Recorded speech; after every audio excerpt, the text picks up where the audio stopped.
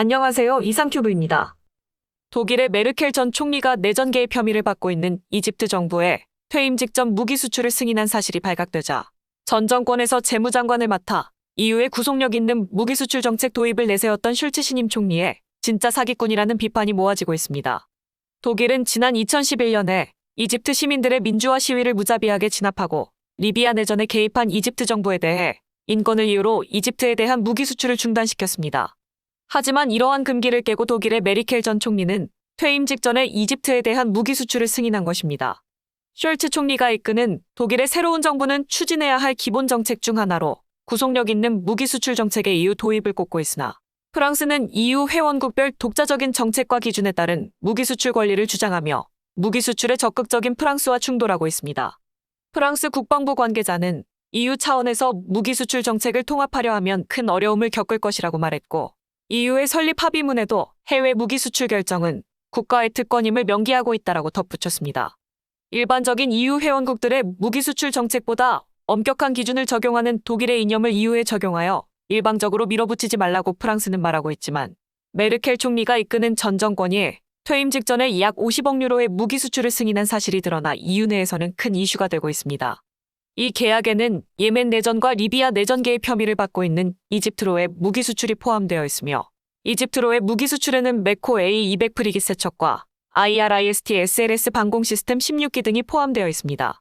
그러나 구속력 있는 무기 수출 정책을 EU에 도입하려는 슐츠 총리는 전 정권에서 재무장관을 지냈기 때문에 독일 내 야당을 중심으로 진짜 사기꾼이라는 비판이 모아지고 있습니다. 메르켈 전임 총리는 리비아 내전 개입을 이유로 터키에 대한 무기 금수 조치를 발동했지만 이집트에는 무기 수출을 용인한 이중잣대를 들이댔으며 게다가 메르켈 총리 시절 재무장관을 지낸 숄츠 총리는 EU 회원국들에게 더 엄격한 구속력 있는 무기 수출 정책 도입을 주장하고 있었는데도 지난 정부가 막판에 승인한 대이집트 수출 계약을 말리려 하지 않아 사기꾼이라는 비판을 받고 있는 것입니다. 약 50억 유로의 무기 수출 계약 중에는 싱가포르용 잠수함도 포함되어 있는데 이 계약 덕분에 독일 방산업체의 총 수출액은 2019년에 기록한 80.1억 유로를 초과했습니다. 참고로 독일은 금수 조치를 부과하고 있는 터키에도 내전에 사용되지 않는 무기 수출은 계속 유지 중이며 허가를 필요로 하지 않는 군사 전용이 가능한 장치나 물자에 대해서는 사실상 프리패스로 터키에 수출하여 터키의 국방산업을 든든하게 지지하고 있습니다. 독일의 구속력 있는 무기 수출 정책 도입을 강요당하는 처지인 EU 회원국으로서는 독일은 자국 산업을 위해서라면 이념도 인권도 구분해서 쓰고 있지 않느냐고 불평하고 싶을 것입니다. 이념이나 인권이라는 측면에서 이야기되는 정책은 정치적인 수사인 경우가 많으며 이렇듯 인권을 내세우며 자신들만의 무기 수출 정책을 시도하는 독일의 진짜 속셈은 다른 나라들과 별반 차이가 없을 것입니다. 하지만 이러한 이집트에 대한 독일의 무기 수출은 현재 이집트의 K9 자주포와 K2 전차의 수출을 추진 중인 우리나라에도 영향을 미칠 것으로 보입니다. 그동안 아랍에미리트와 사우디의 K9 자주포와 K2 전차에 대한 엔진 수출을 독일이 반대했기 때문에 이번 이집트에 대한 수출은 독일이라는 장벽이 사라진 셈입니다. 현재 이집트에 대한 K9 자주포 수출은 계약이 임박했다라고 외신들은 전하고 있습니다. 방위산업 전문 매체인 아미레코그니션은 지난 26일에 정통한 소식통을 인용하여 이집트가 지난 2010년 이집트군에서 채용한 포병대대를 대체하기 위해 K9을 구입할 것으로 보인다고 보도했으며 현재 이집트 정부가 한국 정부가 소유한 기술 이전 수수료 인하를 요구하면서 최종 거래를 조율하는 단계인 것으로 알려졌습니다. 이번 계약은 지난 11월 29일부터 12월 2일까지 카이로에서 열린 이집트 방위 전시회 이데스에서 한국 기업 하나디펜스가 특별 버전을 전시하면서 표면화됐습니다. K9 썬더 사막 계획으로 K9 EGY라고 불리는 특별 버전의 155mm 자주포가 전시된 것입니다.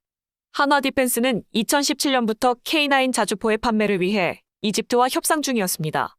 K9 자주포는 지난 7월에 이집트로 파견되어 8월에 카이로 서쪽 사거리에서 시험 사격을 했으며 프랑스와 러시아와의 경쟁을 이겨내고 이번에 선정되었습니다. K2 전차도 이집트와 기술 이전을 조건으로 이집트에 수출을 추진 중에 있습니다. 중동의 디펜스 아라빅닷컴은 지난 28일에 이집트군이 한국 기업 현대로템과 기술 이전이 가능한 첨단 K2 흑표 전차 도입을 논의하고 있다고 보도했습니다. 이는 이집트가 첨단 군사장비 제조를 현지화하기 위한 것으로 지난 3월에 아랍에미리트 두바이에서 개최된 국제국방전시회에서 양측 관계자가 만나 K2 전차를 이집트 현지에서 공급 및 제조하는 합의를 이어온 것으로 전해졌습니다. 현대로템 관계자에 따르면 K2 전차가 사막에서 이미 테스트를 마친 상태이며 중동 일부 국가에서 전차 구매에 관심을 보였다고 밝힌 바 있습니다. 어쨌든 앞서 말했지만 이집트에 대한 K9 자주포와 K2 전차의 수출은 독일이 엔진 수출을 허용해야 가능하므로 이러한 장벽은 사라진 셈입니다. 독일의 무기 수출 정책에 대해 몇 가지를 더 말하자면 독일은 무기 수출과 관련하여 EU 회원들과 계속 부딪히고 있습니다. 작년 터키와 그리스의 동지 중의 분쟁에서 국방력이 강한 터키가 의도적으로 군사적 긴장을 일으켰음에도 불구하고 터키는 EU로부터 아무런 처벌도 받지 않고 오히려 터키의 입장을 EU가 이해하려 하자 그리스로서는 억울한 입장이었습니다. 이러한 상황에 처한 그리스는 프랑스와 함께 집요하게 터키에 대한 경제 제재와 무기 금수 조치를 부과할 것을 EU에 지속적으로 요구했습니다. 또한 취지는 다르지만 미국도 터키에 대한 무기 수출 제한에 나서자 EU의 터키에 대한 경제 제재와 무기 금수 조치는 순항할 것으로 보였습니다. 하지만 미국의 대터키 제재가 오히려 그리스와 프랑스의 제재 요청에 장애가 되고 말았습니다. 원래 미국의 적대 세력 제재 대응법에 근거한 터키에 대한 제재는 미국의 2021년도 국방수권법에 의해 발동이 의무화되어 있었습니다. 현재는 미국이 노르드 스트림 2를 승인했지만 미국의 국방권한법에는 독일과 러시아를 잇는 천연가스 수송용 파이프라인인 노르드 스트림 2 건설에 관련된 기업에 대한 제재도 포함하고 있어 실질적으로는 독일 기업에 대한 경제 제재도 포함되어 있기 때문에 독일을 비롯한 여러 나라가 미국의 터키 제재를 비판하고 나섰습니다. 이것은 미국의 적대 세력 제재 대응법의 발동 근거가 된 미국의 국방수권법을 독일이 간접적으로 비판한 것으로서 노르드 스트림 2에 대한 제재 발동을 견제하고 있는 것으로 볼 수 있습니다. 결국 독일은 미국의 터키 제재를 비판한 입장에서 그리스와 프랑스가 요구했던 EU의 대터키 제재에 찬성하기 어렵다고 말했습니다. 하이코 마스 전 독일 외무장관은 공식적으로 나토 회원국인 터키에 무기 금수나 경제 제재를 부과하는 것은 전략적으로 옳지 않다고 밝힌 적도 있습니다. 문제는 이기적인 독일의 주장에 EU 내에서 그리스와 프랑스가 요구하는 대터키 제재를 거부할 정도의 지지를 모으는 여부였지만 독일은 EU 회원국 중에서 최고의 경제력을 자랑하는 나라여서 EU 회원국들의 지지를 얻어 EU의 대터키 제재는 부결되었습니다. 터키는 시리아와 리비아 내전과 나고르노 카라바흐 분쟁에 관여한 이유로 프랑스와 독일, 이탈리아와 네덜란드, 스페인과 영국, 그리고 캐나다와 체코, 핀란드와 스웨덴 등 모든 나라가 터키의 무기 수출 승인을 중지 또는 제한을 실시하고 있지만 이것은 어디까지나 선진국의 가면을 쓴 표면적인 이야기일 뿐입니다. 독일은 리비아 내전 개입을 이유로 대터키 무기 수출 승인을 중단했지만 실제로는 리비아 내전에 사용되지 않는 무기와 군수물자에 대해서는 수출 승인을 계속하고 있어 지난해 대터키 무기 수출액은 약 10억 달러에 달하고 터키는 독일 방위산업계 최고 고객으로 알려졌습니다. 즉, 독일 무기 수출의 3분의 1은 터키로 향하고 있는 것입니다.